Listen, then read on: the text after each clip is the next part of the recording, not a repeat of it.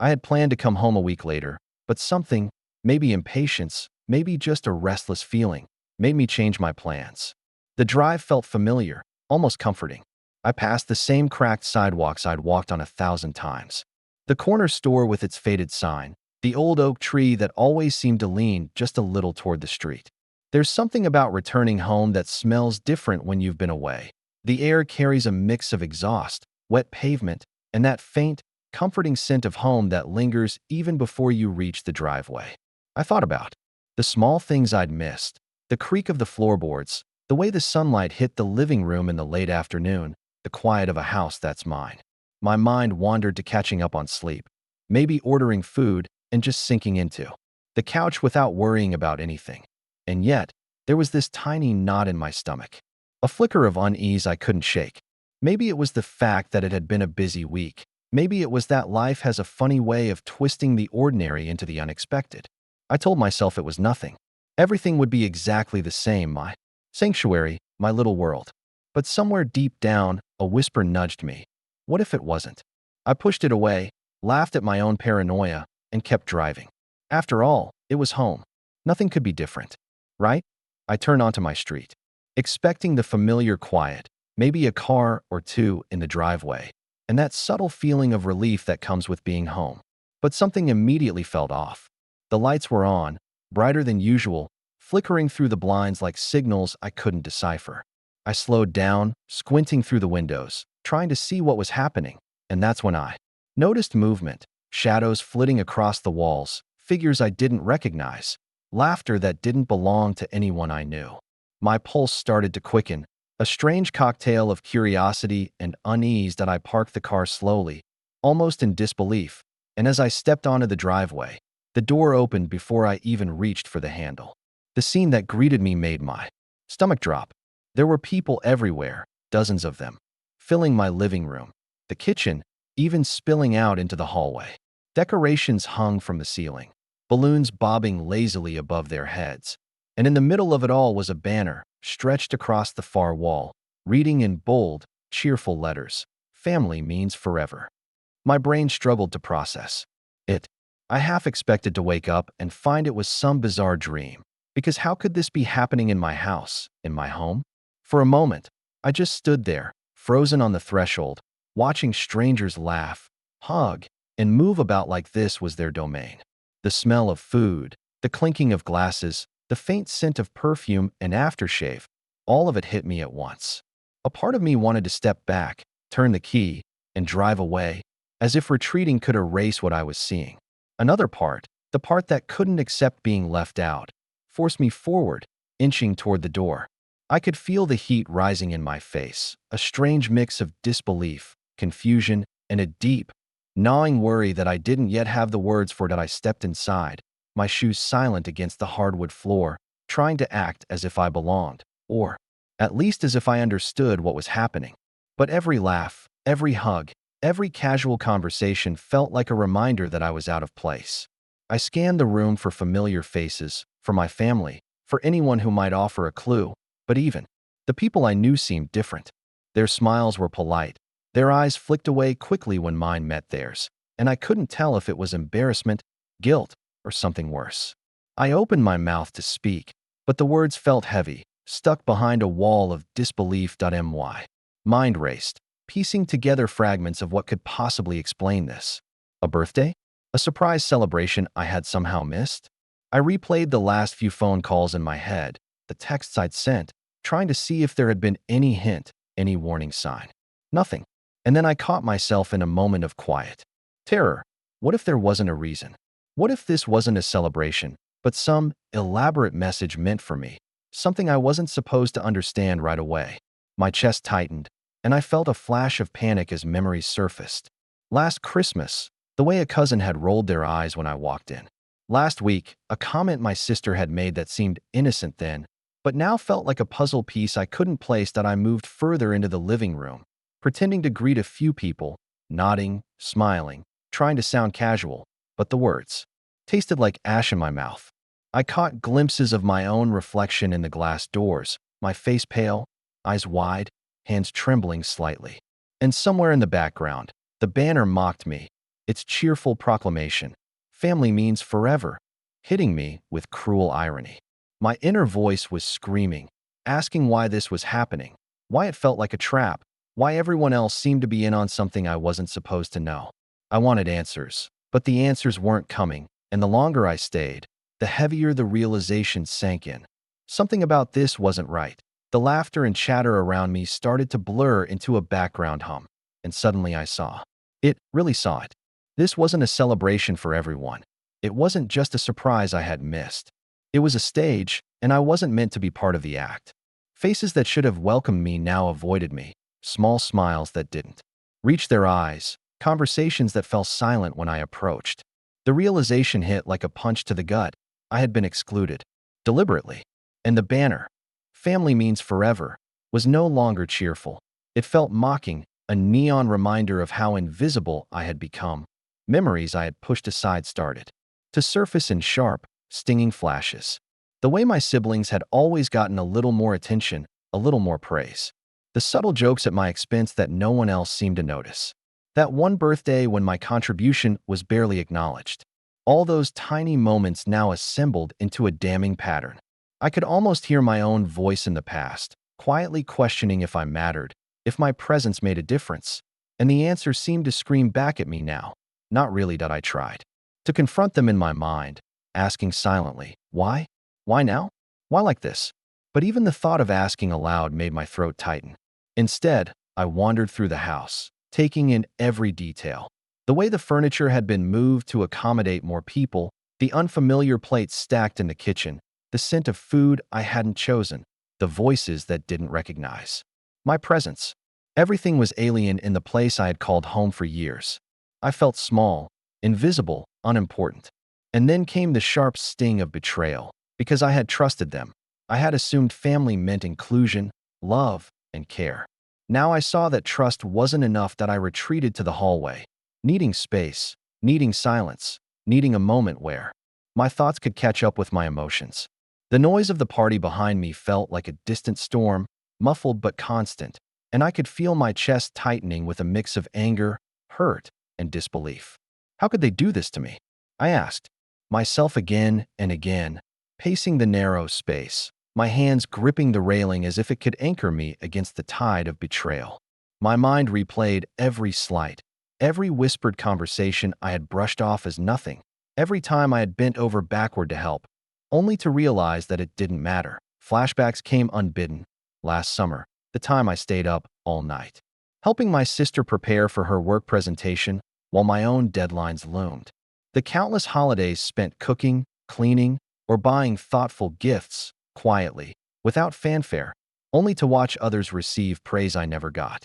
All those small sacrifices, the invisible labor, the trust one had placed in the people I loved, it felt wasted now, like they had been keeping score without ever telling me. A wave of anger and sadness mixed together, twisting in my stomach, making it hard to breathe. I wanted to scream, to shake someone, anyone, and demand to know why they had excluded me. And yet, alongside the fury, there was a gnawing self-doubt. Maybe I had misread things. Maybe I had been too sensitive, too insecure. But no, my instincts told me otherwise. Every glance avoided, every forced smile, every stifled laugh at my presence or absence spoke a language I couldn't unhear. I felt like a ghost in my own home, haunting a space that had once been my refuge. My reflection in a nearby mirror caught my eyes, wide and raw, and for a moment I barely recognized myself. Who had I become, standing here, invisible in the crowd I had loved? And what did that say about the people I thought were my family? I took a deep breath, trying to steady the shaking in my hands, and stepped back into the living room. I told myself I could handle this, that I could ask the questions, get some answers, maybe even laugh it off if it turned out to be a misunderstanding. But as soon as I tried to join a conversation, the room seemed to shrink around me.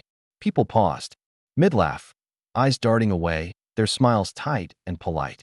My words stumbled out, half-formed questions. Hey, what's all this? I didn't expect. And then they dissolved into awkward silence.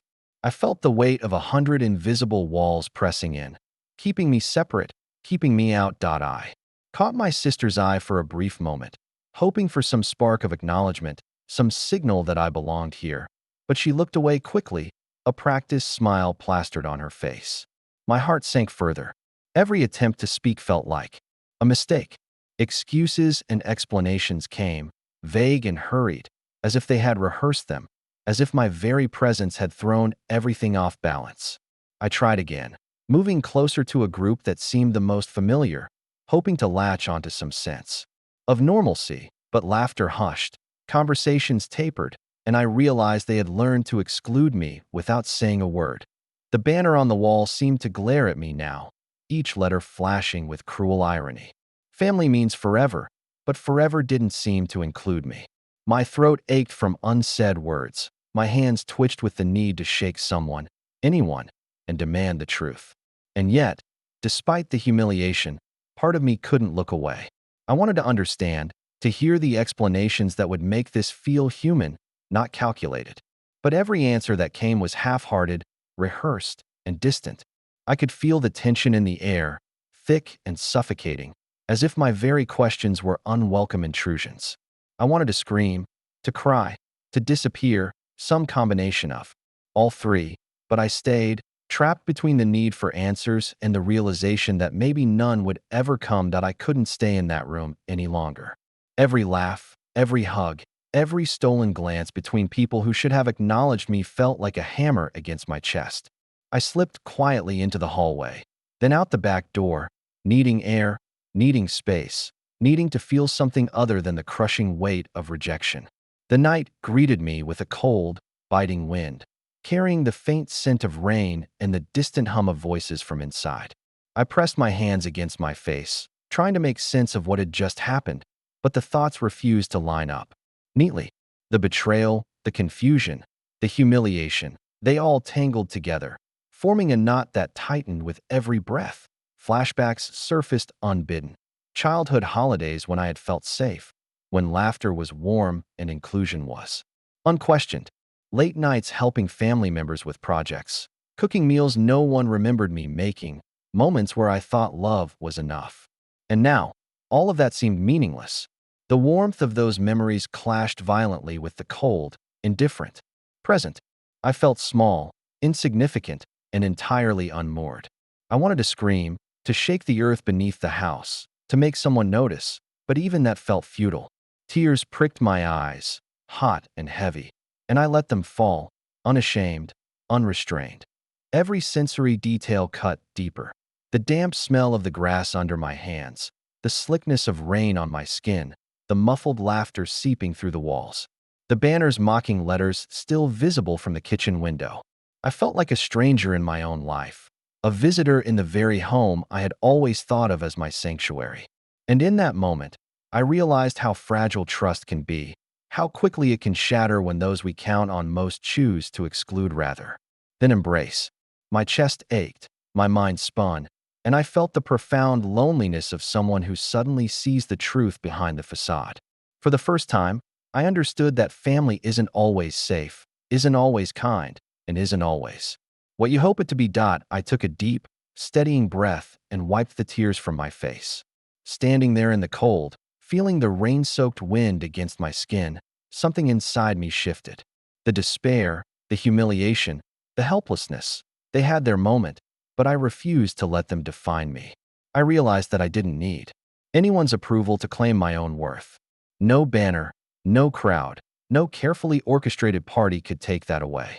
For the first time that night, I felt the stirrings of clarity, a quiet determination forming beneath the anger and hurt. I would not be a passive participant in this narrative. I would take control of my own story. That I walked back into the house, but not to beg for explanations or plead for inclusion. I moved through the rooms deliberately, collecting my things, reclaiming small pieces of my space that had been overshadowed by chaos. Each step felt like a tiny act of rebellion, a way to assert that I mattered even if they refused to acknowledge it. I noticed the banner again, its message now irrelevant, a decoration I could ignore rather than a verdict on my value. I decided that I wouldn't allow this event, this moment of exclusion, to dictate my emotions or my self-worth. I could feel my spine straighten, my mind sharpening with resolve.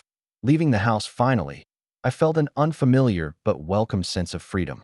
The night air was cool and cleansing, carrying with it the scent of rain and distant city lights. I walked away from the noise, from the laughter that had once stung so deeply, feeling lighter with each step. In that quiet, I made a promise to myself. I would no longer allow others' choices to determine how I saw myself. I would set boundaries, reclaim my dignity, and surround myself with people who genuinely valued me. The road ahead wouldn't be easy, but it was mine, and for the first time that night, I felt the sharp, invigorating clarity of self-empowerment. By the time I found a quiet place to sit, the adrenaline had faded, leaving a hollow, contemplative stillness. The world felt muted, the distant sounds of traffic and the occasional bark of a dog filling the silence around me. I thought about everything that had happened, the laughter I wasn't part of, the smiles that avoided me, the banner that had seemed so cheerful but now felt cruelly ironic. Slowly, memories of real love and care surfaced, too. Small acts of kindness from a few family members, moments of genuine connection that reminded me that family isn't always a single, uniform experience. It's complicated, messy, sometimes heartbreaking, yes, but also filled with glimpses of warmth that matter. Even if they're rare, that I reflected on how I had always measured my value against the expectations and recognition of others. The party had shown me, brutally, that seeking validation from people who don't prioritize you only leaves you vulnerable. I considered the moments I had overlooked, the people who had quietly supported me, who had shown respect without fanfare, and realized that they were my real anchors. Maybe family isn't about the number of people in a room or the grandeur of a celebration. It's about those who are there, consistently, even in small ways. I felt a quiet sense of acceptance washing over me, mingled with lingering sadness, but also gratitude for clarity. Sitting there, I allowed myself to feel every emotion fully: anger, hurt, disbelief, but also understanding. I recognized the strength it had taken to witness exclusion, to face the humiliation, and to still walk away with my head held high. I understood that healing would take time, that trust would need to be rebuilt selectively, and that my boundaries were now non-negotiable. The night air, the faint rustle of leaves, and the soft glow of distant streetlights seemed to mirror my own internal shift, a movement from chaos toward quiet control, from despair toward reflection, from pain toward insight. And in that stillness, I knew I was ready to reclaim my life on my own terms. Morning light crept through the trees as I walked, feeling the cool breeze brush against my face. For the first time since that night, I felt a sense of calm, not the kind that comes from pretending everything is fine, but the kind that comes from knowing I had survived, that I had endured, and that I had taken control of my own life. I thought about my family, about the people who had hurt me, and even though a part of me still ached, I realized I no longer needed their validation. Their choices didn't define my worth, and their exclusion didn't diminish the person I had worked so hard to become. That I reflected on the lessons learned. Clarity comes from facing uncomfortable truths, strength comes from standing alone when necessary, and self-respect comes from refusing to let others write your story. I felt a quiet pride in my ability to walk away without bitterness consuming me, to honor my emotions without letting them dictate my future.